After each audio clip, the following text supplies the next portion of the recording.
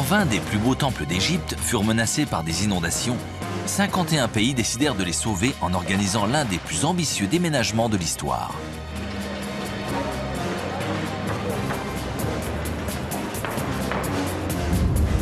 Déplacer les temples vieux de 3000 ans sur ce site inscrit au patrimoine mondial va repousser les limites de l'homme et de la technique. Le temple est immense. Imaginez, il est encore plus grand que le mont Rushmore aux États-Unis. Aujourd'hui, une équipe de convoyeurs va nous montrer les gigantesques efforts requis pour sauver Ramsès. Cette équipe va affronter les mêmes dangers et difficultés que ceux qui osent entreprendre les déménagements de l'extrême.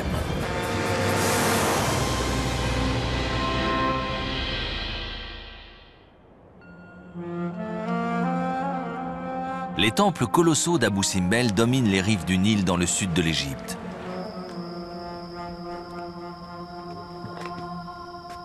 Ils ont été construits par le puissant pharaon Ramsès II, dont le règne dura 67 ans. Ces architectes et ingénieurs avaient attribué un pouvoir spécial au grand temple.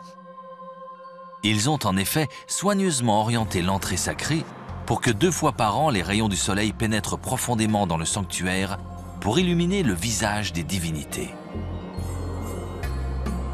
Depuis plus de 3000 ans, chaque année, des milliers de visiteurs sont attirés par un spectacle extraordinaire qui se produit aux 2 mêmes dates, le 22 février et le 22 octobre. Mais dans les années 1960, on a craint que ce phénomène des rayons du soleil ne disparaisse à tout jamais.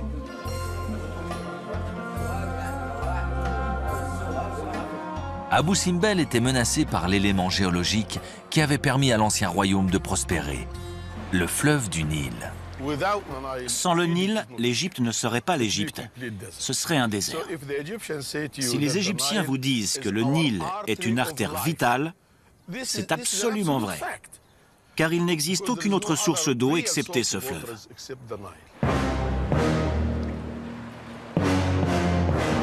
Le gouvernement égyptien devait contenir la force du Nil en construisant le haut barrage d'Assouan.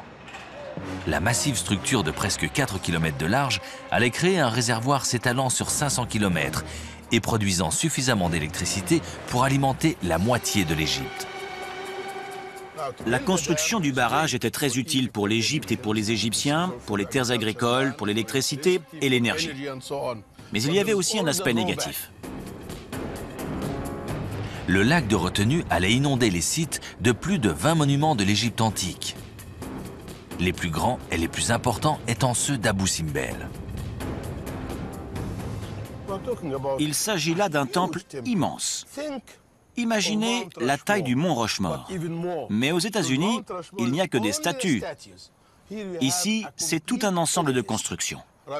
Ramsès II avait fait ériger ce temple comme un avertissement. On devrait y réfléchir à 2 fois avant d'attaquer les frontières égyptiennes, que ce soit par les déserts à l'est et à l'ouest, ou par le sud.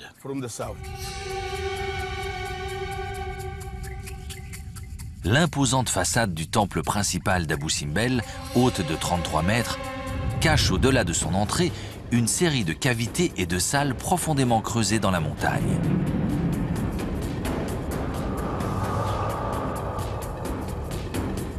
Des statues et des colonnes ornent chaque couloir, et des hiéroglyphes recouvrent tous les murs. Le sol s'élève vers la plus importante chambre du temple, le sanctuaire intérieur avec la statue de Ramsès assis aux côtés de 3 dieux puissants.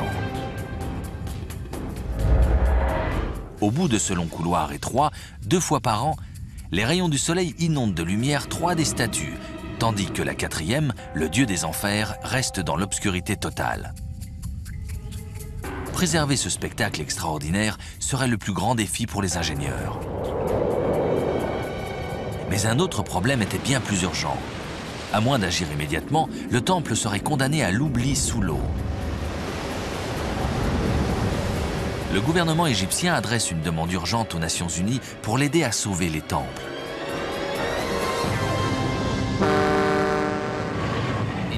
En mars 1960, un appel émouvant à la solidarité internationale est lancé pendant une cérémonie spéciale à l'UNESCO. Des monuments d'une importance universelle ont droit à une protection universelle.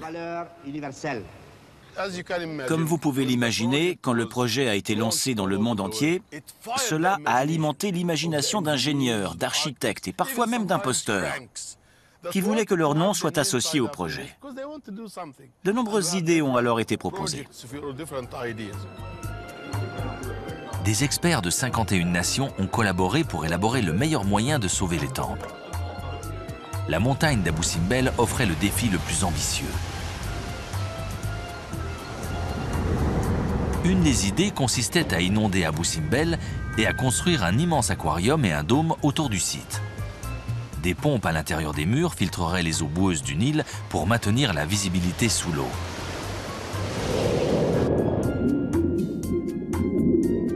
Des plateformes d'observation permettraient aux visiteurs de se pencher pour voir le monument submergé. Et pour une meilleure vue, des ascenseurs transporteraient les visiteurs sous l'eau.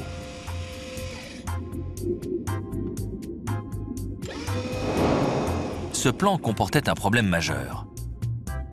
En effet, les temples avaient été creusés dans le grès qui est très poreux.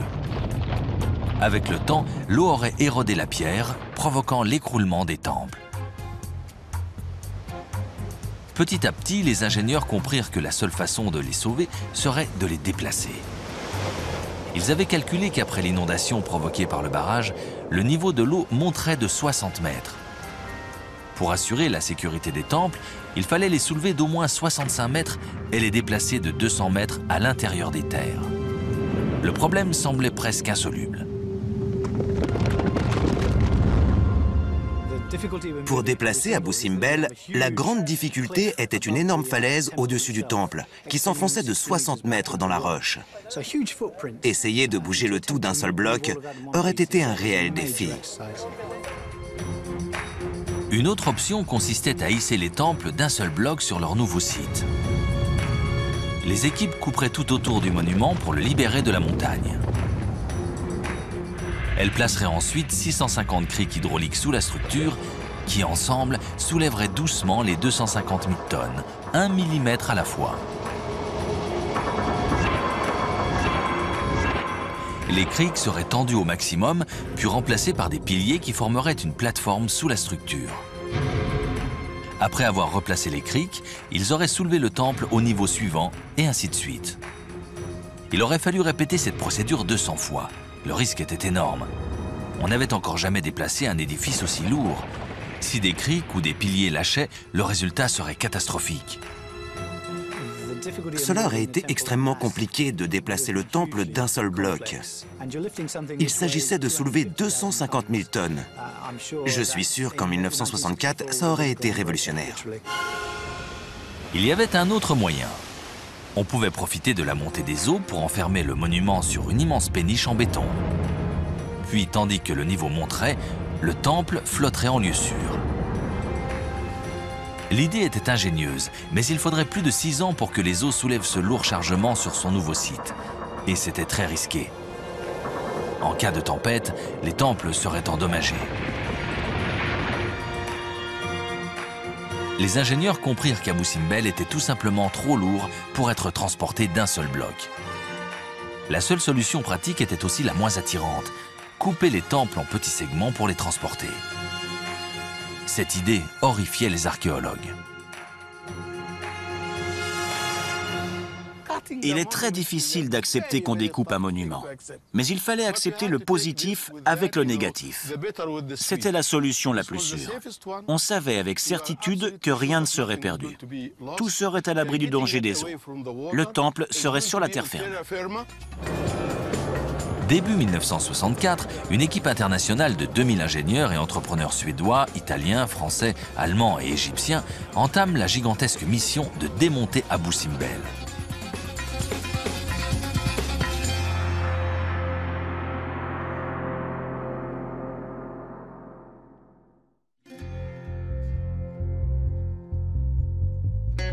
Sur le site d'Abou Simbel, les têtes de Ramsès II sont les blocs les plus lourds et les plus précieux de ce sauvetage. Pesant chacune 30 tonnes, elles sont sculptées sur 20 mètres de hauteur, à même la montagne. Les convoyeurs de l'extrême ont demandé à des tailleurs de pierres égyptiens de créer une réplique. Mais le plus grand bloc de grès qu'ils aient trouvé ne pèse que 10 tonnes, soit le tiers du poids d'une seule tête. Utilisant cette copie, notre équipe va démontrer comment on a sauvé les temples de Ramsès. À sa tête, les convoyeurs Jerry Matiko et son fils Gabe. Ils ont plus l'habitude de déplacer des maisons de style colonial que des têtes de pharaon. Bonjour, le Caire. Alors, il est où ce truc? Oh, regarde! C'est incroyable! On dirait que la tête sort d'une taupinière. Elle sort de terre. C'est drôle. Et fou. Une superbe pièce. Vous êtes le sculpteur? Enchanté. C'est un plaisir, beau travail. Vous travaillez avec des marteaux-piqueurs? Ou un ciseau. Vous avez tout fait à la main? Un marteau et un ciseau. Juste le ciseau? Oui. Pas un ciseau à air comprimé. Non, un simple ciseau. C'est fou. C'est génial. L'ingénieur Richard Swift, spécialiste de la sauvegarde de monuments historiques, les rejoint. Qu'en pensez-vous? Vous observez l'ensemble depuis si longtemps? On pourrait perdre l'oreille si on coupe à l'arrière. Ouais. Le dernier membre de l'équipe est le tailleur de pierre anglais Johnny Anderson, dont le travail consiste à restaurer des cathédrales. 1, 2, 3, 4, sur les 4 coins. C'est peut-être une copie, mais l'équipe va la traiter comme une pièce d'origine. C'est vraiment du grès. Et le type l'a vraiment sculpté. On est en Égypte et ils sont égyptiens, ce sont des conditions réelles. Nos convoyeurs modernes vont démontrer les 3 étapes cruciales du sauvetage. Le découpage, le levage et l'assemblage, en utilisant les mêmes outils et techniques que les ingénieurs des années 1960. On coupe à la perpendiculaire, puis à l'horizontale au niveau des épaules. Il faudra creuser pour atteindre les épaules.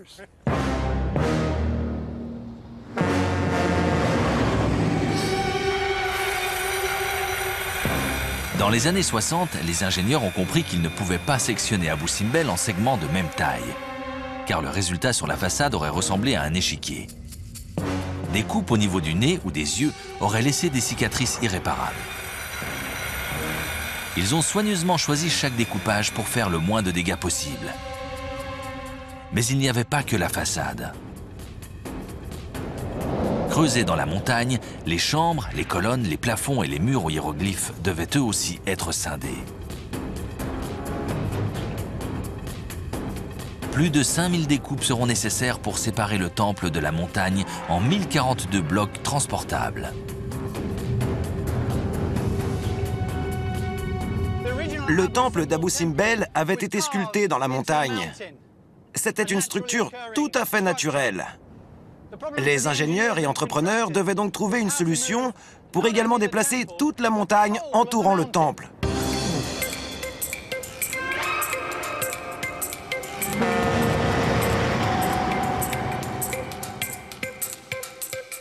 Dans moins de 6 mois, la crue du Nil allait lécher les pieds de Ramsès.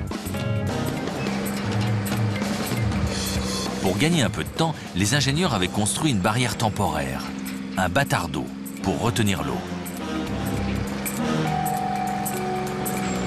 Ce rempart ne leur octroyait que 13 mois de plus avant que les eaux ne passent par-dessus la crête.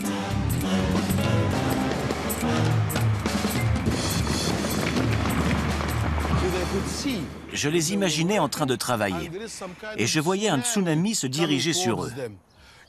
Ils avaient bien sûr construit le bâtard d'eau, mais combien de temps tiendrait-il avant de s'écrouler sous l'eau? Allait-il pouvoir résister à la montée des eaux et à sa pression? Pendant la durée des travaux, toutes les équipes étaient soumises à un stress permanent. Il fallait terminer rapidement, car soit on sauvait le temple, soit ce serait le déluge. Avant d'atteindre les temples souterrains, les ingénieurs devaient déplacer la montagne de roches qui les recouvrait. Pour transférer 330 000 tonnes de roches, la solution la plus rapide serait bien sûr l'usage d'explosifs. Mais les ondes de choc auraient pu démolir les temples. On a donc préféré découper la montagne en tranches à l'aide de fils d'acier ou de tronçonneuses. Il a fallu 7 mois aux 500 hommes travaillant sur le site pour déblayer le sommet de la montagne. Ils pouvaient enfin s'attaquer au temple. Pour éviter un massacre à la tronçonneuse, les têtes du pharaon ont bénéficié d'un traitement spécial avant leur lifting. On a recouvert chaque ligne de découpe avec des bandages de protection pour empêcher les rebords du grès de s'effriter lors des travaux. Aujourd'hui, notre équipe va procéder de la même façon. Mets-le jusqu'en bas. Ça te donne une idée de là où tu vas couper. Ouais. Même si ça sèche, et ça va sécher, ce sera assez rigide pour retenir la roche et l'empêcher d'être abîmé lors de la découpe. Quand tu ajouteras de l'eau, ça partira tout seul. La tête ne doit pas porter de vilaines cicatrices. Au lieu des tronçonneuses, l'équipe va utiliser de longues scies à main, comme cela avait été fait à Abou Simbel pour s'assurer que chaque coupe visible mesure moins de 8 mm d'épaisseur. Décale-toi d'un demi-centimètre. Il est crucial de choisir le bon endroit et le bon angle pour la première découpe, sinon il risque de fissurer le visage. On va essayer d'aligner cette planche avec l'autre. Cette planche va nous servir de guide. Les poignées de la scie arrivent jusqu'ici et la planche de repère est aussi large que la lame. Après les avoir alignés, on pourra commencer. Comme ceux qui ont travaillé sur le site d'Abou Simbel il y a 40 ans, cette équipe sait qu'il suffit d'un faux mouvement et la tête de Ramsès sera réduite en morceaux. Tu veux pousser vers moi? Si tu veux.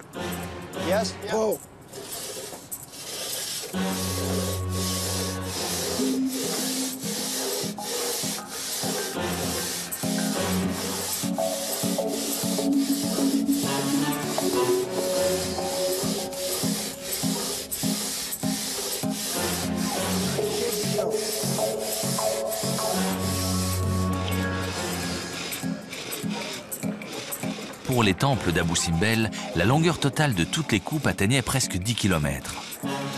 Il a fallu 9 mois d'efforts et de travail ininterrompus pour découper le temple.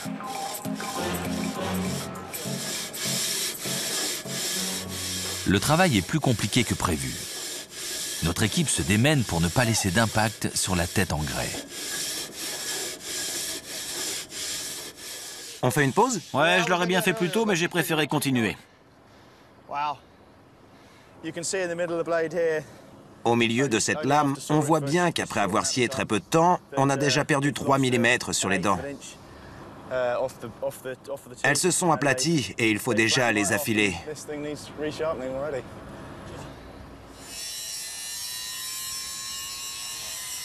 Pour un découpage très net, il faut en permanence aiguiser les dents des scies.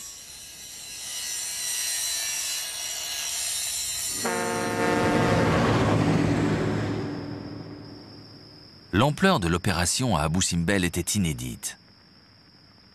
Pour Gösta Persson, à l'époque un jeune ingénieur suédois, ce sera le défi de sa vie. Il y a plus de 40 ans, Gösta était un membre important de l'équipe qui avait décidé de réussir ce fantastique exploit. C'est fascinant de retourner à Abou Simbel et de voir à quoi ça ressemble. C'est la première fois qu'il revient sur les lieux depuis 1966.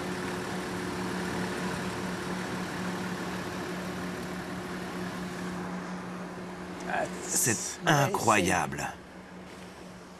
Et fantastique. Vraiment. Personne ne peut imaginer ce qui s'est passé ici. Ils auraient très bien pu le construire ici dès le début. Mon Dieu que c'est beau. C'est bien. Il y a 40 ans, découper la façade de l'immense monument d'Abou Simbel n'était qu'un début. Il fallait aussi scinder toutes les salles intérieures en blocs transportables, puis les réassembler.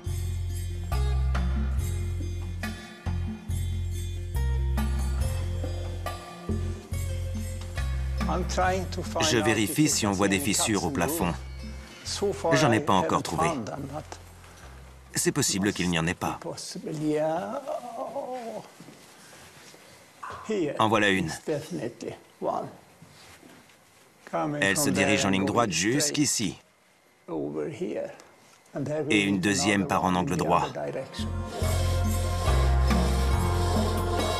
Tous les murs et les plafonds aux peintures magnifiques ont été minutieusement découpés à la main. C'était honnêtement plus difficile et plus délicat de déterminer le meilleur endroit où couper, pour éviter de perturber ou de déprécier toutes ces peintures de grande valeur.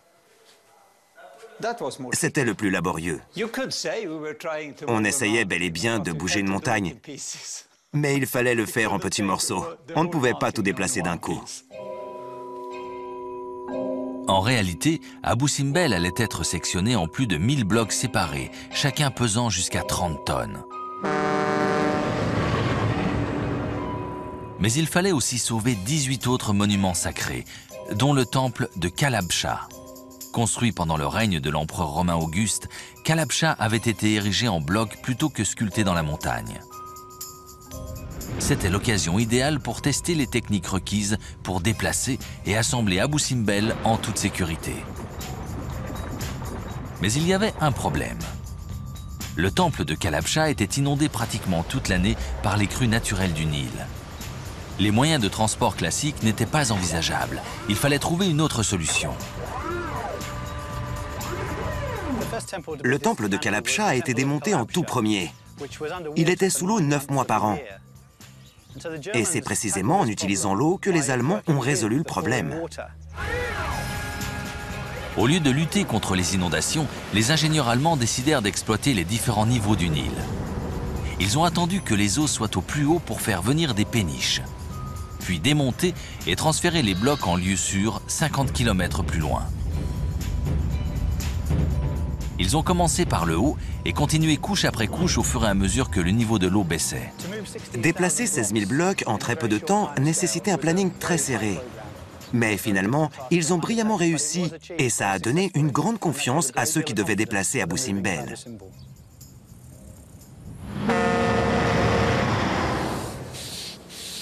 Le défi de découper Abou Simbel en blocs s'est avéré prodigieux et compliqué. Notre équipe a été étonnée de découvrir à quel point scier le grès est difficile. Après 2 heures de travail éreintant, ils n'ont coupé que 50 cm. Il est encore tôt, mais il fait déjà chaud. Ce sera amusant après le déjeuner. La découpe est difficile. Après avoir vu les lames mises à notre disposition, Johnny et moi, on savait que cette opération ne se déroulerait pas sans problème. J'ignore combien de personnes ont travaillé sur le projet à Abou Simbel. C'est presque embarrassant. Ouais, on a vraiment honte. On se plaint de ce boulot, mais il s'agit que d'une seule découpe. Je n'en ferai pas 2. J'espère qu'on terminera aujourd'hui. Ouais, qu'il commence.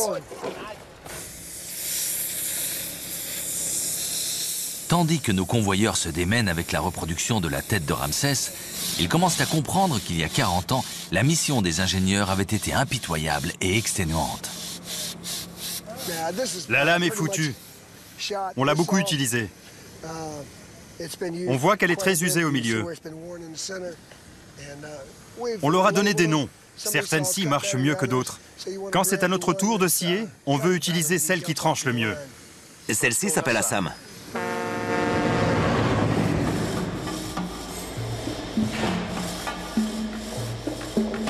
Pour découper l'équivalent de 10 km avant que le temple d'Abou Simbel ne soit inondé, le sciage était ininterrompu. 500 hommes travaillaient en roulement jour et nuit.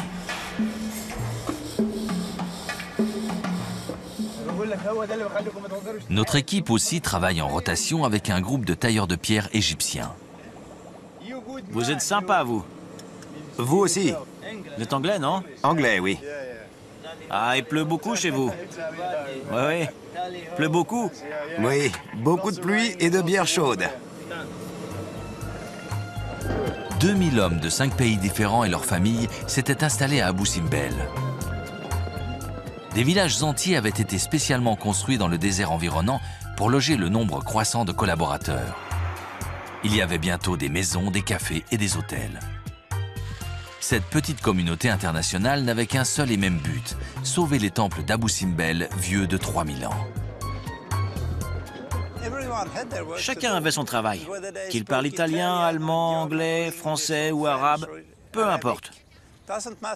On arrivait toujours à leur montrer ce qu'ils devaient faire.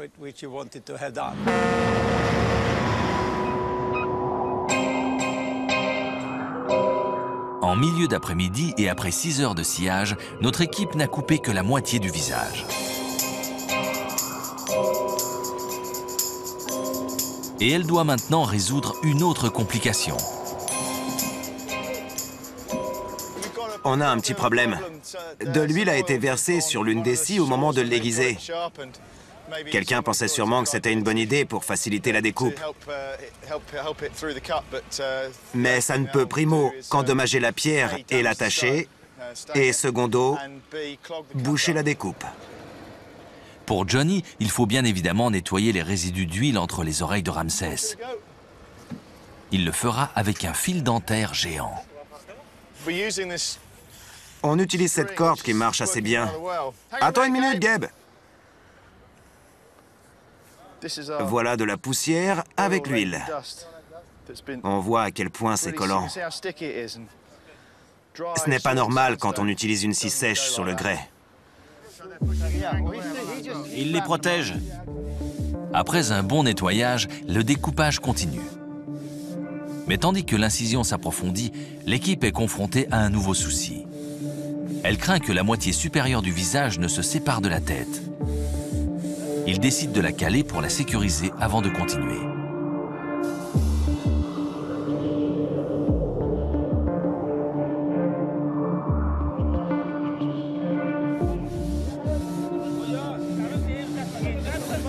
Ça fait plus de 8 heures qu'on travaille. Les problèmes de cet après-midi à cause de l'huile et de l'aiguisement des lames nous ont ralentis.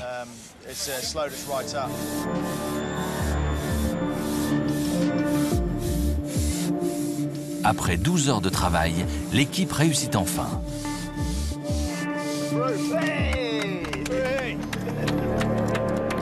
Bon boulot, les gars. 500 hommes ont dû œuvrer pendant 9 mois pour terminer toutes les coupes à Abou Simbel.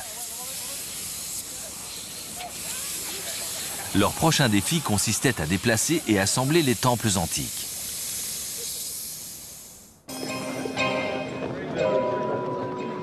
À Abou Simbel, une équipe internationale de 2000 ingénieurs et entrepreneurs s'activait dans la course contre les eaux montantes du Nil lors du plus ambitieux déménagement d'un site historique jamais entrepris.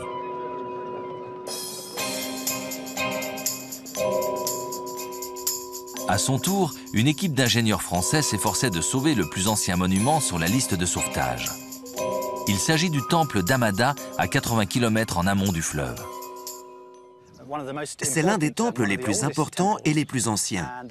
Mais il avait déjà subi une certaine détérioration.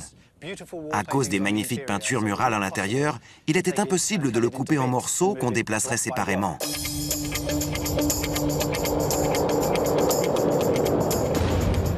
Si l'équipe essayait de démonter ou découper ce temple, il y aurait un réel danger d'abîmer les murs. La meilleure solution consistait à trouver le moyen de déplacer le temple tel quel, d'un seul bloc. Pour consolider le temple avant son voyage, les ingénieurs ont renforcé ses coins effrités et enveloppé ses murs de gros câbles en acier. Sous le plancher du temple, ils ont ensuite glissé des poutres en acier pour soutenir les 900 tonnes du monument avant le grand levage.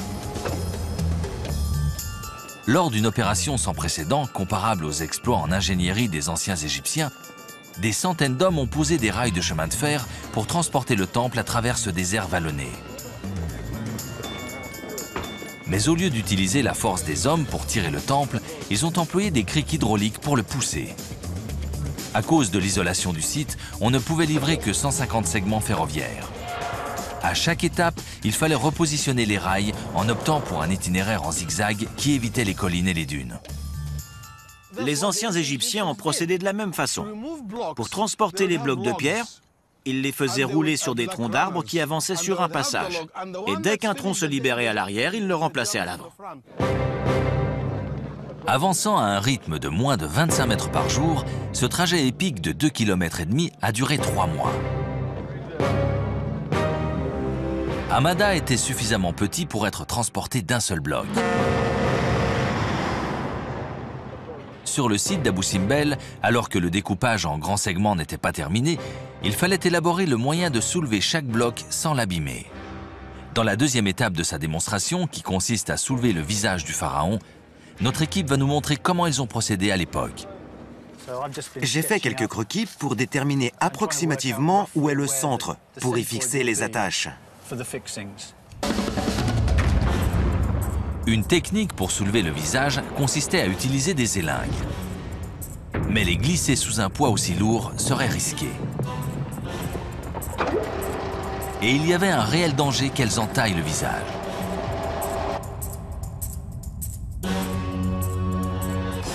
Les ingénieurs avaient trouvé une solution astucieuse à ce problème. Ils utiliseraient 2 barres d'ancrage en acier, tout comme on se sert de bâtonnets de cocktail pour soulever un cube de fromage. Mais ils ignoraient jusqu'où ils devaient les faire pénétrer. S'ils ne foraient pas assez en profondeur, des fissures naturelles dans la roche pourraient s'ouvrir, avec des résultats désastreux. Après avoir percé les trous, notre équipe s'apprête à fixer les barres avec du mastic, un vrai défi dans la chaleur du désert. Le problème, quand on utilise de l'eau et du mastic, c'est que la température monte très vite. On a mis de la glace dans l'eau pour contrôler la température, comme il l'aurait fait en 1964. On ne dispose que d'un temps limité pour utiliser ce mastic avant qu'il ne se solidifie. Il fait très chaud, on est dans le désert. L'air est très sec. Grâce à la machine à pression, on aura assez de force pour enfoncer le mastic dans ces tubes, tout le long de la barre d'ancrage, pour obtenir une bonne cohésion, pour que l'adhésif fasse son travail.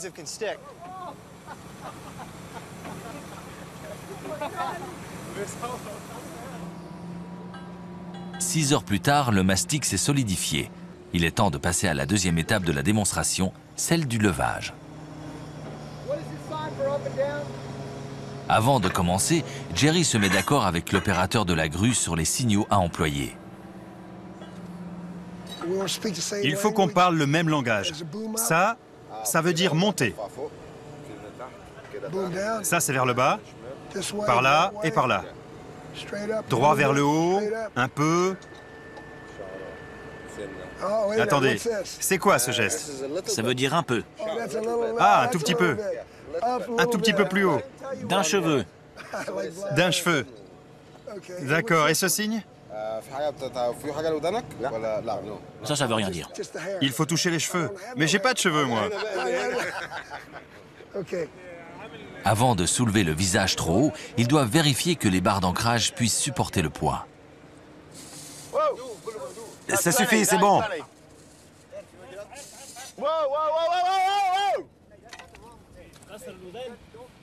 Un peu plus, c'est tout. On est bon. Il en faut pas plus. Non, non, non, t'es sur le coin. Ne le retire pas.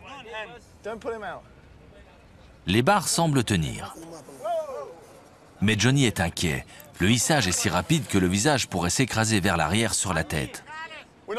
On ne va pas continuer à soulever ce bloc. Il va rester où il est, c'est tout.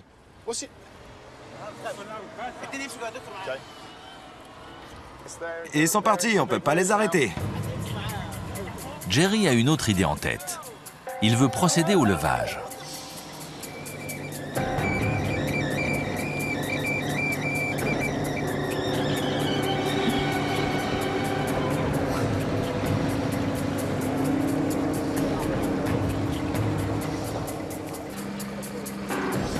Le 10 octobre 1965, à Abu Simbel, les ingénieurs étaient très tendus tandis qu'ils soulevaient le tout premier visage du site. Ils avaient 3000 ans d'histoire entre leurs mains.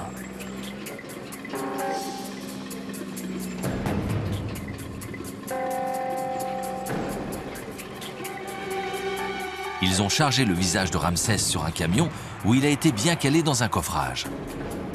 Cette procédure a été répétée plus de 1000 fois pour l'ensemble des blocs. Pour protéger le grès très fragile des vibrations, le camion devait avancer très lentement sur les 800 mètres le séparant de l'aire de stockage. Les blocs ont été transportés un par un, en contournant la montagne, jusqu'à ce que tout soit prêt pour le rassemblage sur le nouveau site bien au-dessus des eaux du Nil. Sur l'aire de stockage, les blocs avaient été soigneusement catalogués et inventoriés comme les livres d'une bibliothèque. Chacun avait reçu un code d'identification permettant de savoir exactement d'où il venait et l'ordre dans lequel il fallait le réassembler. Ce système rigoureux ne laissait aucune marge d'erreur. En avril 1966, on transfère les énormes pieds du pharaon, les derniers blocs d'Abou Simbel. Les ingénieurs avaient gagné la course contre l'inondation et déplacé ce temple à temps. 4 mois plus tard, l'eau allait franchir la crête du bâtard d'eau et inonder le site. Entre-temps, les équipes devaient entreprendre leur plus ambitieuse mission: assembler chaque bloc pour que les rayons du soleil illuminent à nouveau les divinités.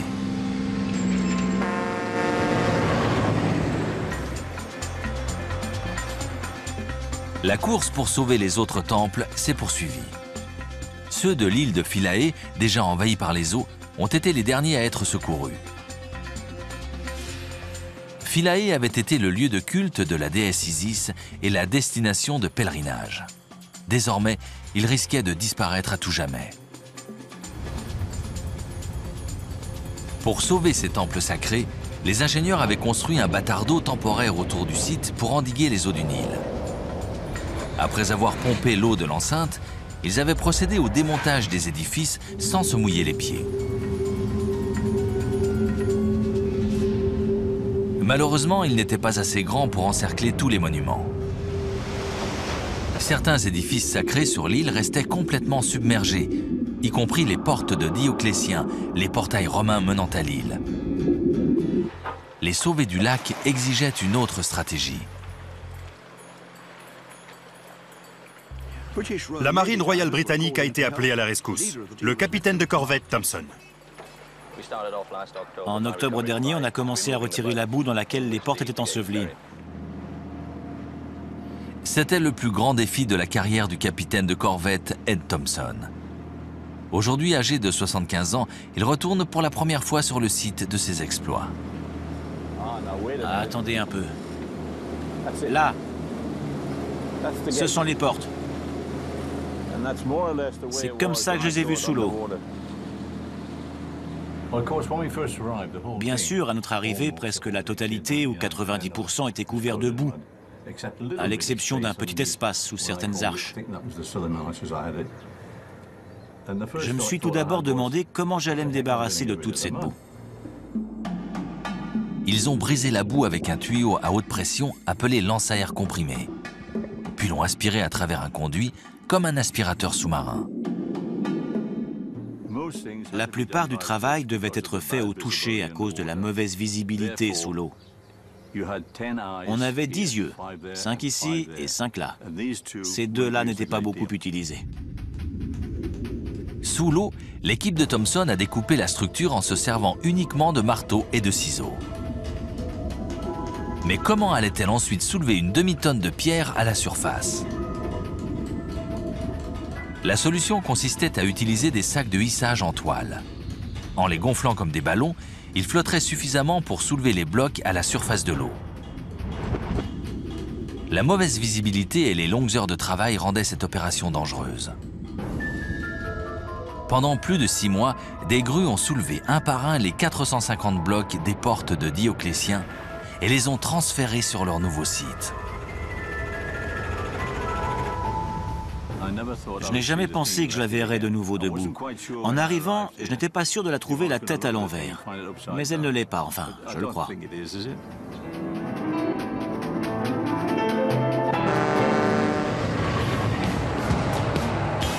En janvier 1966, l'assemblage d'Abou Simbel démarrait sur son nouveau site.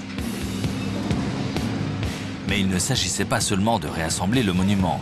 L'équipe devait aussi entamer le travail encore plus stupéfiant de reconstruire la montagne autour des temples. Le volume de la maçonnerie qu'il fallait étaler sur la dalle recouvrant le toit du temple totalisait environ 300 000 mètres cubes. Un volume incroyable et en très peu de temps.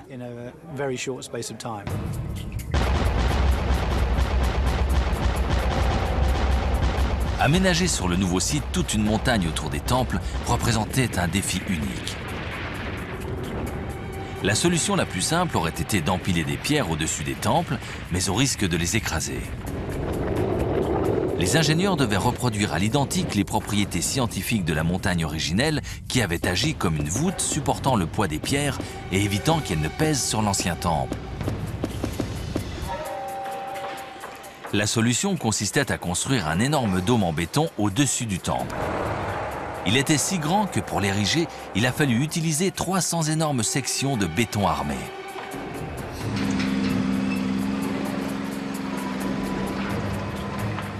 Le dôme supporterait tout le poids des débris de pierre, protégeant ainsi les temples en dessous. La façade de la falaise serait reconstruite bloc par bloc, pour donner l'impression que le temple et ses environs n'avaient jamais été déplacés.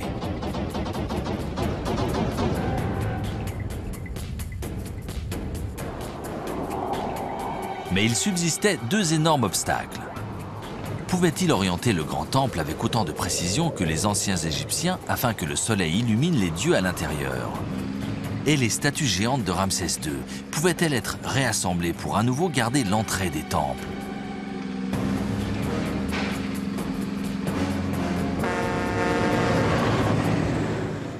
Notre équipe qui tente de déplacer la copie de la tête de Ramsès a atteint la dernière étape de sa démonstration. T'es prêt, Georges? Ils ont tranché et hissé le visage. Ils doivent maintenant affronter le même défi que les ingénieurs dans les années 60 quand ils ont réassemblé le grand temple d'Abou Simbel. Il leur fallait un moyen infaillible pour fixer le visage sur la tête, sinon ils tomberaient 20 mètres plus bas. Utiliser du béton semblait évident, mais les ingénieurs craignaient que l'adhérence ne soit trop faible pour un poids aussi important. Ramsès encourait le réel danger de se casser la figure. Ils ont alors trouvé une solution ingénieuse.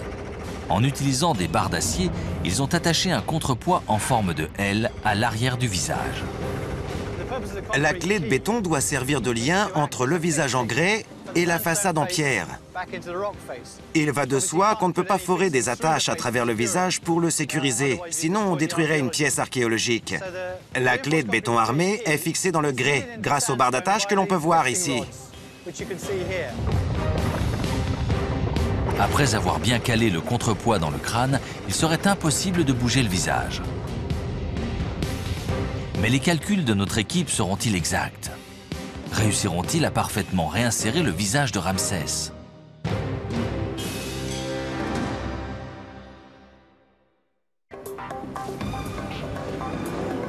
Notre équipe se démène pour replacer le visage de Ramsès, terminant ainsi la troisième et dernière étape du réassemblage de leur réplique. C'est une opération minutieuse et les vents du désert compliquent encore plus leur travail. Pas plus près, plus haut! Ils craignent que le contrepoids en forme de L ne cogne la tête et l'abîme. Super. Jerry, prends la corde à l'arrière. Bien, on peut descendre maintenant? Ouais, très lentement. Tu peux monter par là-bas? Attends, moi je peux lui parler, mais toi tu dois surveiller le gars à l'avant.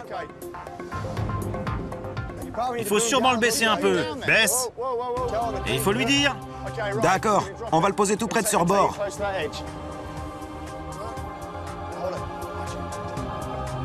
C'est bon les gars, encore 5 ou 6 cm de mon côté. T'entends? C'est très serré de mon côté. C'est bon. Ça va? Ouais. T'es à presque 4 cm de ta découpe. On la baisse.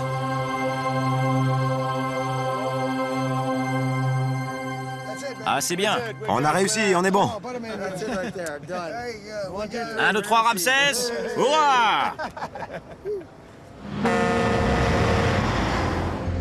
Le projet d'Abou Simbel a nécessité des centaines de délicates opérations du même genre. Il a fallu 19 mois éreintants pour assembler les temples. Les hommes ont ensuite procédé au maquillage de leur travail.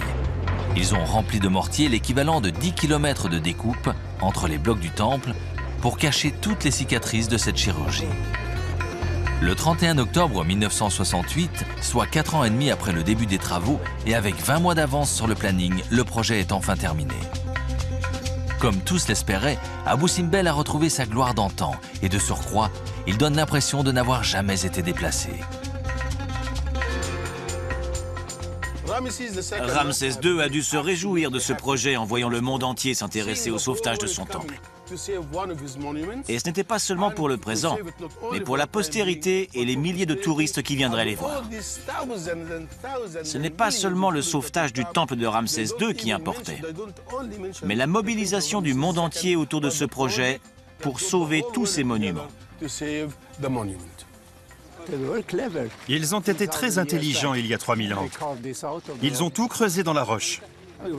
Mais nous avons bien travaillé aussi quand on l'a déplacé.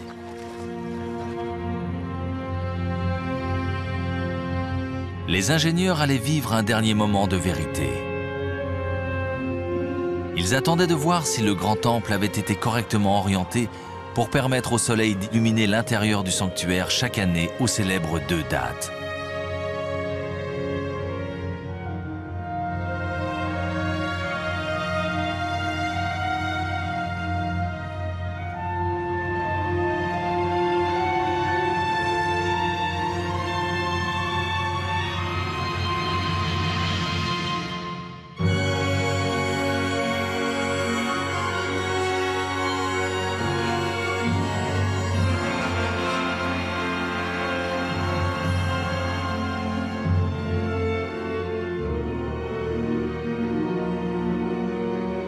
Le triomphe du plus important déménagement de tous les temps ne pouvait offrir plus beau témoignage. Aujourd'hui, les rayons du soleil continuent d'illuminer le visage des 3 statues sacrées, comme ils l'ont fait pendant 3000 ans et le feront encore pendant des siècles.